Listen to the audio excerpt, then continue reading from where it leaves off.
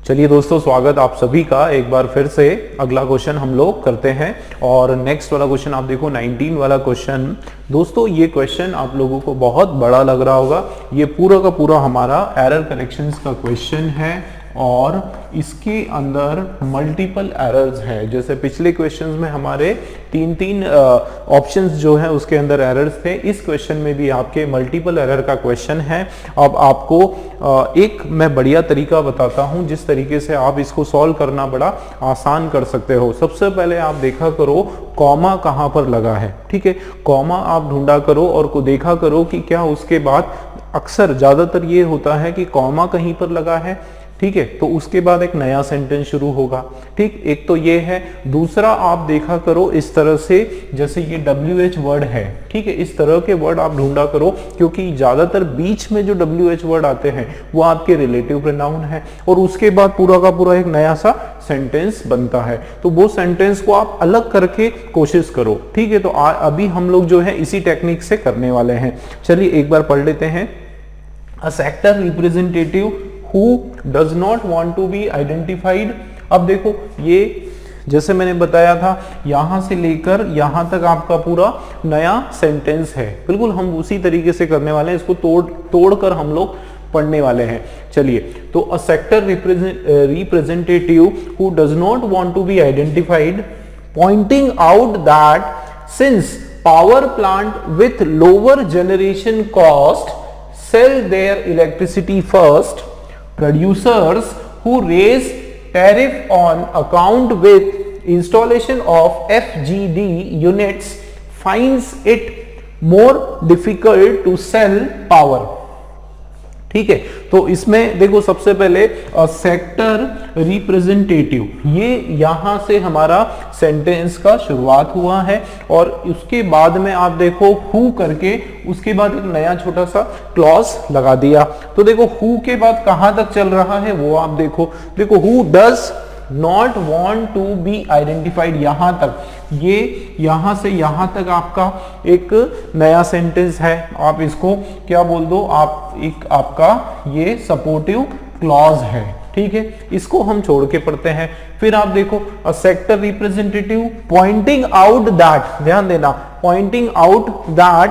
अब देखो उसने क्या पॉइंट आउट किया, that since power plant with lower generation cost sell their electricity first, ये देखो फर्स्ट, उसके बाद यहां पर वापस आपका कॉमा फर्स्ट, फिर आगे देखो प्रोड्यूसर्स। अब देखो ये प्रोड्यूसर्स है, ध्यान देना। उसके बाद यहां पर हु है आपका रिलेटिव प्रोनाउन, ठीक है, यहां पर भी हु है हमारा रिलेटिव प्रोनाउन। अब देखो दोस्तों हु के जस्ट बाद में यहां पर क्या हो रहा है, who raise tariff on account with installation of FGD unit, यहां तक पूरा का पूरा आपका एक नया क्लॉज है, एक पूरा नया क्लॉज है। तो देखो जानबूझकर आपको इस तरह के क्लॉज दिए जाते हैं ताकि हम लोग कंफ्यूज हो जाएं।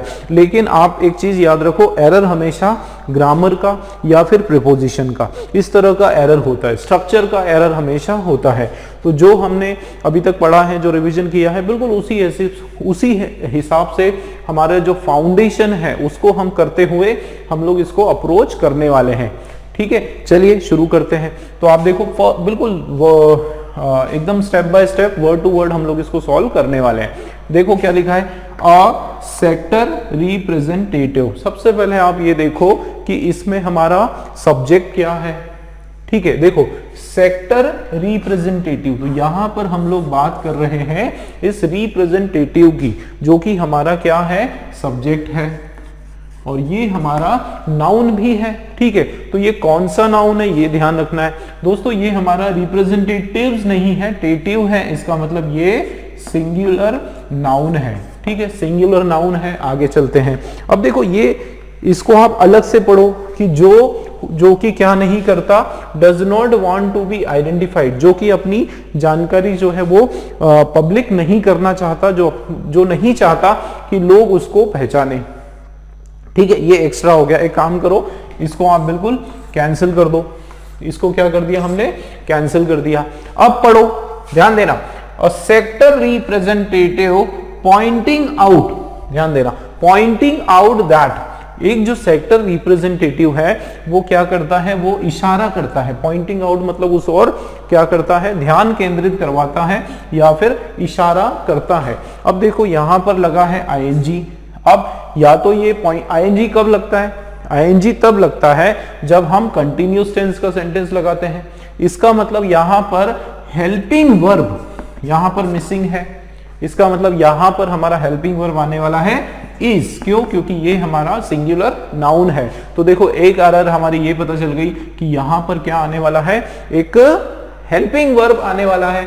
अब आप पढ़कर देखो, a sector representative is pointing out that, बिल्कुल सही हो जाएगा, मतलब एरर हमारा ए वाले में है, ठीक है ना, ए के अंदर एरर हो गया। अब आप देखो एक sector representative is pointing out, वो पॉइंट आउट कर रहा है, वो इस चीज को बता रहा है कि क्या बता रहा है। अब देखो since power plant with lower generation cost, since power plant with lower generation cost sell their electricity first.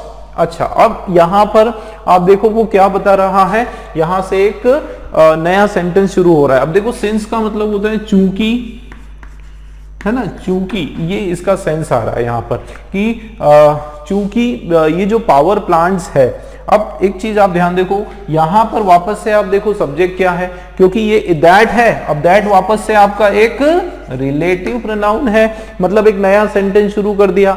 तो देखो सिंस से शुरुआत है, अब यहां पर सब्जेक्ट क्या है, पावर प्लांट्स। किसकी बात कर रहे हैं हम, पावर प्लांट्स की, जो कि हमारा प्लूरल नाउन है, मतलब इसके बाद जो वर्ब आएगा वो भी प्लूरल होगा। देखते हैं, ऐसे पावर प्लांट जो कि लोअर जनरेशन कॉस्ट के है, सेल करते हैं। देखो वर्ब है और वर्ब हमारा प्लूरल है, मतलब बिल्कुल सही है। वर्ब हमारा क्या है दोस्तों, प्लूरल। अगर यहां पर सेल्स होता तो ये एरर हो जाता। क्यों? क्योंकि पावर प्लांट्स हमारा प्लूरल नाउन है, तो वर्ब हमारा प्लूरल होना चाहिए, जो कि बिल्कुल करेक्ट है। मतलब देखो बी के अंदर कोई एरर नहीं, बी वाला हमारा बिल्कुल करेक्ट है, ठीक है ना, बी वाला बिल्कुल करेक्ट है। आगे देखो, तो आगे बढ़ते हैं। Generation cost sell their electricity, वो अपनी इलेक्ट्रिसिटी कैसे सेल करते हैं, फर्स्ट, पहले सेल करते हैं, उसके बाद कॉमा। प्रोड्यूसर्स, अब देखो ये आपका प्लूरल है, प्लूरल आपका नाउन है, वापस से नया सेंटेंस शुरू हो गया। ऐसे प्रोड्यूसर, ये नया सेंटेंस है, जो क्या करते हैं, हु रेज। ध्यान देना, ये जो वर्ब है ये किसके हिसाब से, एंटीसीडेंट के हिसाब से मैंने बताया था भाई, रिलेटिव प्रोनाउन, इसके जस्ट पहले का जो भी नाउन हो वो इसका एंटीसीडेंट होगा। एंटीसीडेंट मतलब ये जो हु है ये किसको रिप्रेजेंट कर रहा है, किसके लिए लगा रहे हैं हम, वो हमारा एंटीसीडेंट होता है। तो ये हु जो है वो प्रोड्यूसर्स के लिए लगाया गया। तो आप देखो कि प्रोड्यूसर्स हु क्या करते हैं, रेस। देखो वर्ब हमारा, क्योंकि ये प्लूरल नाउन है तो प्लूरल वर्ब है, बिल्कुल सही है। देखो मैं बिल्कुल आपका कंसेप्ट क्लियर करते हुए चल रहा हूं। तो देखो प्रोड्यूसर्स हु रेस, आगे टैरिफ, जो टैरिफ बढ़ा देते हैं किस पर, ध्यान देना, ऑन अकाउंट विद। दोस्तों पूरा का पूरा आपका ये फ्रेजल प्रीपोजिशन है। क्या है ये, फ्रेजल प्रीपोजिशन है। अब ये फ्रेजल प्रीपोजिशन है तो हमको देखना है कि क्या यही है कि इसमें कुछ एरर है। देखो दोस्तों, ऑन अकाउंट विथ कभी नहीं होता है, ये फ्रेजल प्रीपोजिशन आपका होता है ऑन अकाउंट ऑफ। क्या होता है, on account of installation of, ठीक है। तो इसका जो सही हमारा फ्रेजल प्रीपोजिशन है वो होता है ऑन अकाउंट ऑफ, ठीक है। तो देखो ऑन अकाउंट ऑफ का मतलब क्या होता है, फॉर, ठीक है, क्या होता है, फॉर के लिए, ये सेंस इसमें आ गया। तो आप देखो कि प्रोड्यूसर जो कि रेज करते हैं टैरिफ, किसके लिए, on account of installation of FGD units की, FGD यूनिट्स को इंस्टॉल करने के बाद। ध्यान देना दोस्तों, बहुत बढ़िया चीज मैं आपको बता रहा हूं। ये यहां तक तो हमारा पूरा एक क्लॉज था। क्या था ये, रिलेटिव क्लॉज था, क्योंकि रिलेटिव प्रोनाउन से शुरू हुआ और इसलिए हमने उसको रिलेटिव क्लॉज कर दिया। अब जैसे हमने इसको कट किया था, एक बार इसको कट करके देखो, हटा दो, समझो ये है ही नहीं हमारा, है ना। अब इसको हटा दो। अब इसको वापस पढ़कर देखो, producers finds it more difficult to sell power. अब मुझे बताओ कि जब प्लूरल नाउन है तो ये सिंगुलर क्यों हुआ? ये हमारा फाइंड यहां पर हो जाएगा, जो कि सिंगुलर वर्ब है, प्लूरल वर्ब हमको नहीं चाहिए।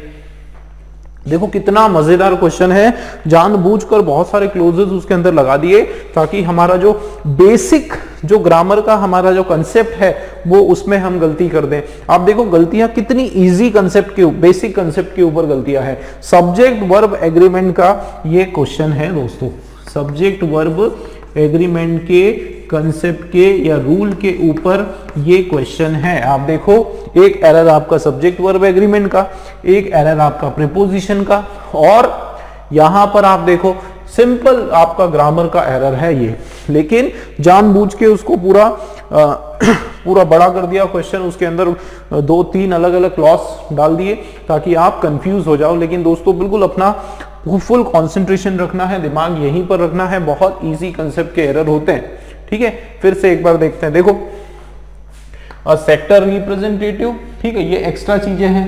हु डज नॉट, अब ये बिल्कुल बराबर है, देखो हु और ये डज आया, डज किसके ऊपर है? इसके ऊपर, क्योंकि ये हमारा सिंगुलर नाउन है तो ये आपका वर्ब सिंगुलर है। डू नॉट होता तो फिर रॉन्ग हो जाता। ठीक है, तो बराबर है। Who does not want to, और डज के बाद हमेशा वर्ब का first form, want to be identified, be के बाद वर्ब का थर्ड फॉर्म, बिल्कुल सही है, इसमें कोई एरर नहीं।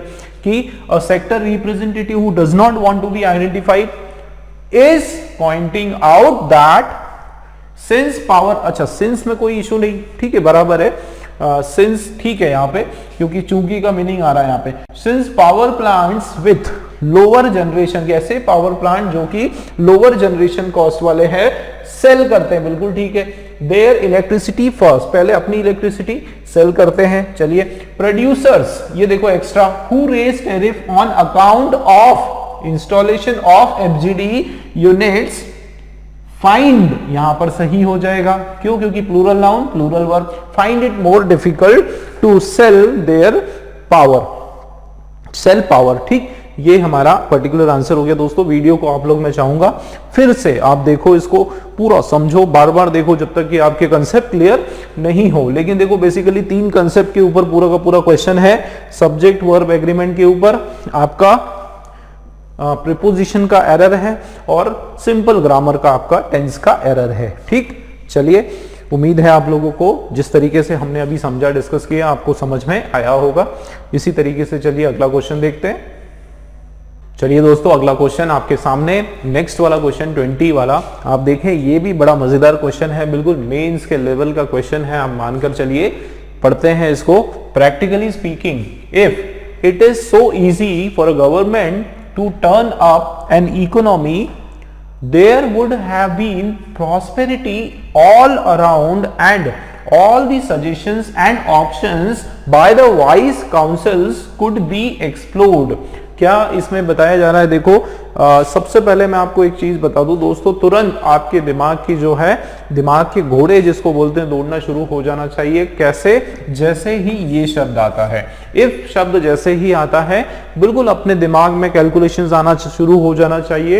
इफ से रिलेटेड जो रूल्स मैंने बताए थे वो सारे के सारे बिल्कुल आपके दिमाग के सामने आ जाना चाहिए। बहुत आसानी से हो जाएगा, क्योंकि मान के चलिए 99% अगर इफ अगर आता है क्वेश्चन में तो समझ जाओ कि एरर जो है इफ से रिलेटेड होगा, इसके कंसेप्ट के रिलेटेड एरर होने वाला है। आप देखो इफ के बाद जो सेंटेंस आता है, मैं बता दूं कि वो एक इमेजिनरी सेंटेंस होता है। ठीक है, मतलब रियल नहीं होता है, कंडीशनल सेंटेंस होता है। जैसे कि मैंने आप लोगों को बताया था कि वो क्या होता है, उसके जस्ट बाद में क्या होता है दोस्तों, कंडीशनल सेंटेंस होता है।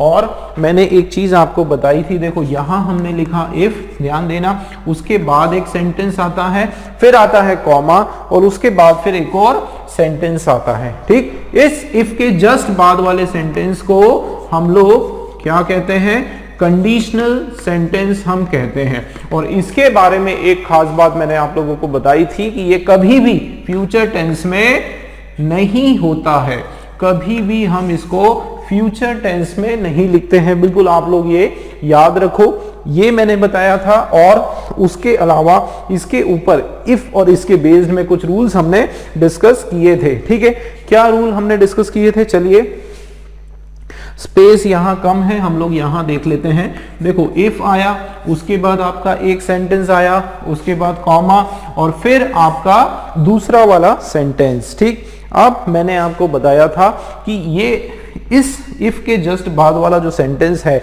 उसको हम लोग क्या कहते हैं? उसको हम लोग कंडीशनल सेंटेंस कहते हैं।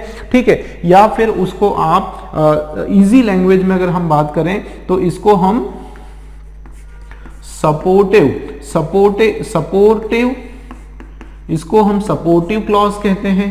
ठीक है, और ये आपका सपोर्टिव इसको कहो, या फिर इसे आप सब ऑर्डिनेट भी कह सकते हो। सब ऑर्डिनेट क्लॉज ये आपका है। और ये जो दूसरा वाला जो सेंटेंस है आपका, वो आपका प्रिंसिपल क्लॉज कहलाता है। क्या कहलाता है? प्रिंसिपल क्लॉज, या आप सीधा सीधा बोलो मेन सेंटेंस या मेन क्लॉज, मुख्य क्लॉज जो है ये आपका कहलाता है। ये क्वेश्चन आप देखो, यहां पर क्या लिखा है? देखो, प्रैक्टिकली स्पीकिंग ये तो ठीक है, यहां पर एक एक्स्ट्रा एक्सप्रेशन है यहां से। इफ देखो, it is so easy for a government to turn up an economy, पूरा यहां तक ये आपका इस पार्ट में फिट होने वाला है। ठीक है, दूसरा पार्ट आप देखो, कॉमा के बाद देयर वुड हैव बीन, इसका क्या मतलब है? कि ये आपका फ्यूचर, ध्यान देना, फ्यूचर परफेक्ट का आपका ये सेंटेंस है। मेन वाला कौन सा है दोस्तों? फ्यूचर परफेक्ट का आपका सेंटेंस है। फ्यूचर परफेक्ट का मतलब क्या होता है? या तो उसमें वुड, या फिर कुड, या फिर शुड ये होता है, उसके बाद हैव, और उसके बाद बीन। ठीक है, वुड, कुड, शुड, हैव, और उसके बाद बीन, और उसके बाद वर्ब का थर्ड वाला फॉर्म। ठीक, ये इसका स्ट्रक्चर होता है। यदि ऐसा होगा, ध्यान देना, यदि आपका प्रिंसिपल क्लॉज फ्यूचर परफेक्ट में होगा तो ये आपका हो जाएगा पास्ट परफेक्ट। बिल्कुल सबसे पहले ये चीज बिल्कुल आपके दिमाग में आना चाहिए। ये क्या हो जाएगा? पास्ट परफेक्ट हो जाएगा, मतलब हैड प्लस वर्ब का थर्ड फॉर्म। सबसे पहले ये करेक्शन आप करो, उसके बाद मैं कहूंगा सब काम करो। ठीक, तो देखो, हैड और वर्ब का थर्ड फॉर्म, क्या यहां पर ऐसा लिखा है? नहीं लिखा है। देखो, इज है। ठीक है, क्या लिखा है? इज लिखा है। इसका मतलब ये सबसे पहले तो हमारा एक एरर आपके सामने आ गया। इस के बदले हम क्या लगा देंगे यहां पर? Had been. क्या लग जाएगा दोस्तों? हैड और वर्ब का बी, इज का ये बी फॉर्म होता है तो बीन हो जाएगा, हैड बीन। तो एक एरर हमारा पता चल गया। चलिए, अब हम लोग हमारी फॉर्मेलिटीज पूरी करते हैं, पढ़ते हैं एक बार। तो देखो, practically speaking, if it is मतलब it had been so easy for a government to turn up an economy, कि अगर इतना आसान होता सरकार के लिए कि इकोनॉमी को क्या कर देना, बिल्कुल बदल देना, बदल के रख देना, तो क्या होता? There would have been prosperity, कि क्या आ जाता? यदि इतना आसान होता सरकार के लिए इकोनॉमी को बदलाव कर देना, इकोनॉमी को पॉजिटिवली चेंज कर देना, तो वहां क्या होता? प्रॉस्पेरिटी होती, संपन्नता होती, सब दूर। और all the suggestions and options, जितने भी सजेशंस और ऑप्शंस है जो कि काउंसिल्स मतलब जो एडवाइजर या जो अच्छे बुद्धिजीवी लोगों ने दिए, कुड बी एक्सप्लोर्ड, उसको क्या कर लिया होता? उसको एक्सप्लोर कर दिया होता, उसको लागू कर दिया होता। ये तो इसका मीनिंग है। ठीक है, अब देखो, प्रैक्टिकली स्पीकिंग में कोई प्रॉब्लम नहीं, प्रैक्टिकली स्पीकिंग ठीक है, कोई इश्यू नहीं। तो आप देखो, इफ से ये एरर हमारा पता चला, मतलब ए हमारा रॉन्ग है। ठीक, आगे बढ़ते हैं। It had been so easy for a government, अगर गवर्नमेंट के लिए इतना आसान होता, किस काम, किस चीज के लिए? टू टर्न अप, टू के बाद वर्ब का फर्स्ट फॉर्म। अब ये टर्न अप आपका एक फ्रेजल वर्ब है। ठीक है, अब टर्न अप का टर्न अप जो है आपका एक फ्रेजल वर्ब है, to turn up an economy, कि इकोनॉमी को क्या कर दें? टर्न अप कर दें। टर्न अप का मतलब पलटी मार दें, तो यहां पलटी करने की यहां पर बात नहीं हो रही है। ठीक है, यहां पर आपका ये रॉन्ग फ्रेजल वर्ब है, इसके बदले टर्न अराउंड, ये बिल्कुल सही हो जाएगा, क्योंकि यहां पर किस चीज की बात हो रही है, यहां पर चेंज करने की बात हो रही है। और टर्न अराउंड जो है इसका मतलब होता है टू चेंज। ठीक है, टर्न अराउंड का मतलब होता है टू चेंज। ठीक है, और टर्न अप कहीं ना कहीं एक रिजल्ट, टर्न अप का मतलब आता है रिजल्ट से। टर्न अप ये रिजल्ट या परिणाम, ये इसका मीनिंग निकल कर आता है, जो कि हमारा सेंटेंस में मीनिंग में नहीं फिट हो रहा है। ठीक है, तो एक एरर आपका बी में आ गया। देखो, to turn around an economy की इकोनॉमी में बदलाव लेकर आए। ठीक है, आगे अगर ऐसा करना है तो क्या होगा, देखो देयर वुड हैव बीन, बिल्कुल सही है। हैव बीन आपका पास्ट का, फ्यूचर का परफेक्ट टेंस है, सॉरी पास्ट का नहीं, फ्यूचर का परफेक्ट टेंस कि there would have been prosperity होगी। ऑल अराउंड सब दूर, और देखो एंड आया, अभी एरर और बाकी है। ठीक है ना, देखो आप क्या क्या है, ऑल कमाल, बहुत कमाल का क्वेश्चन है ये।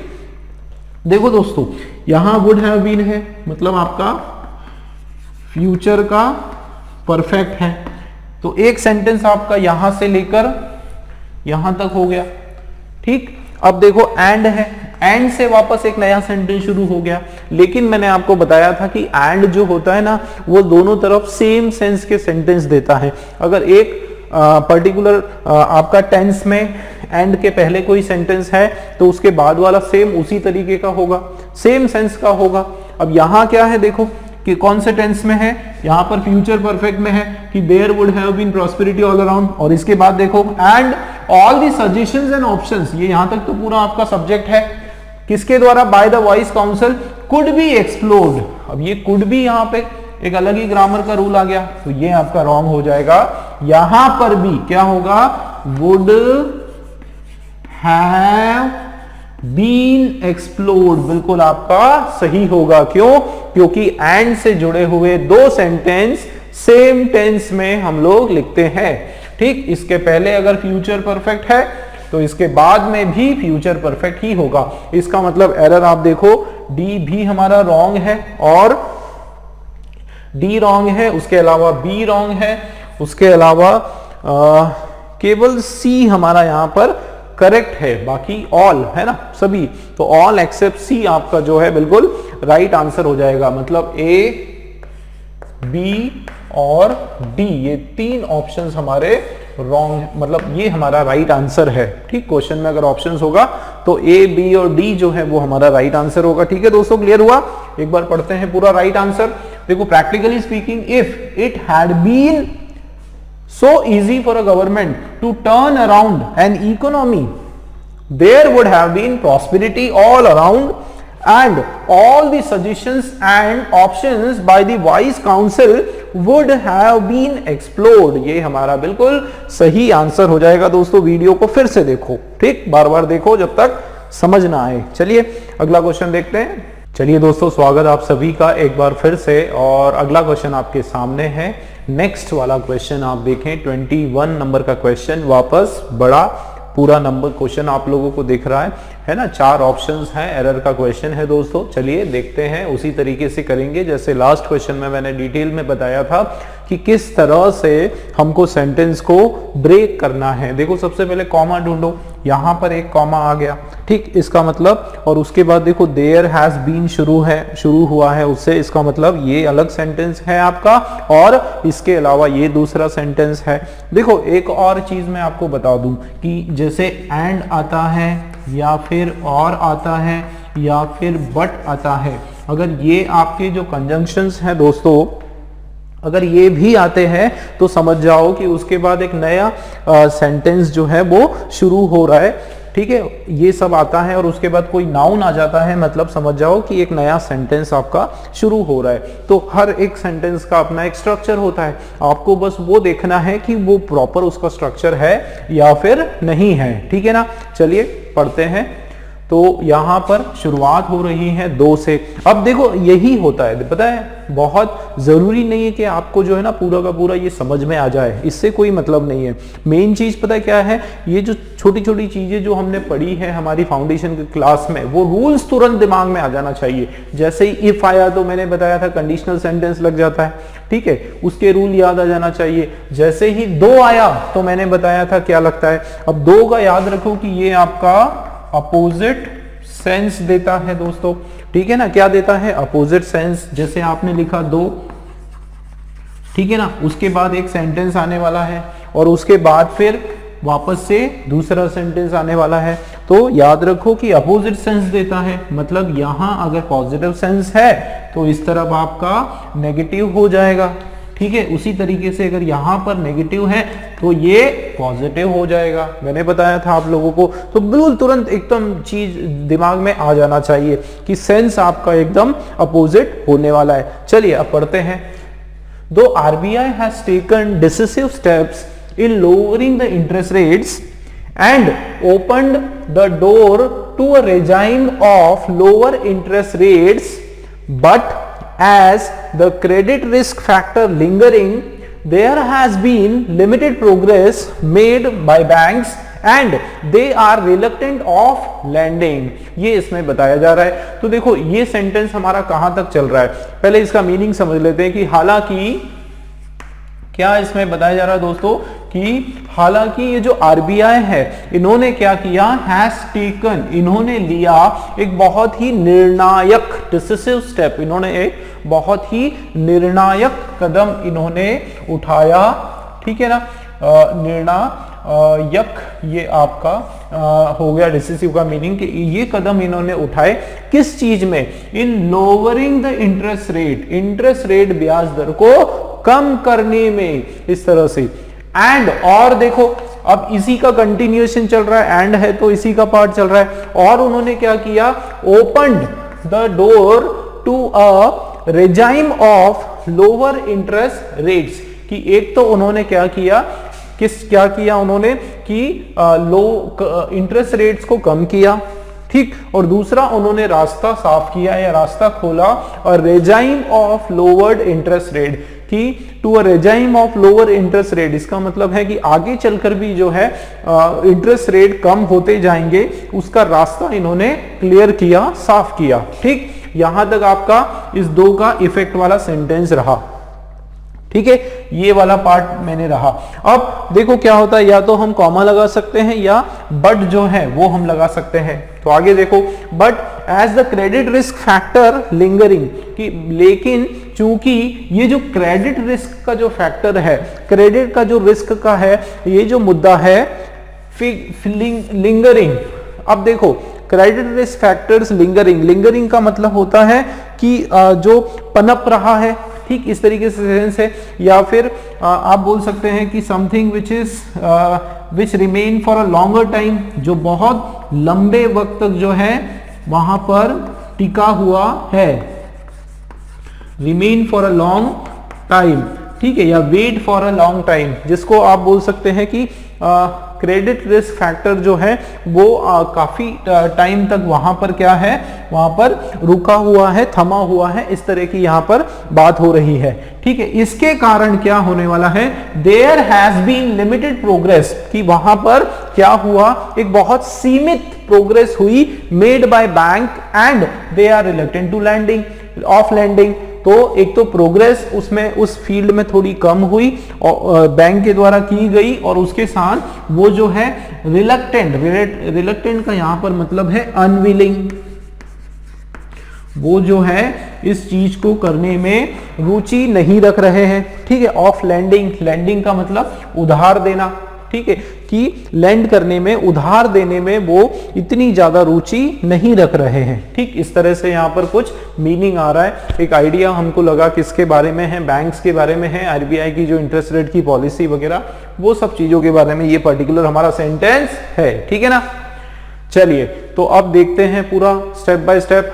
देखो 2 से शुरुआत है, क्या होगा, देखो RBI has taken decisive step, इसका मतलब पॉजिटिव सेंस है ना, एक बहुत ही निर्णायक कदम उठाया, पॉजिटिव सेंस में यहां पर शुरुआत है।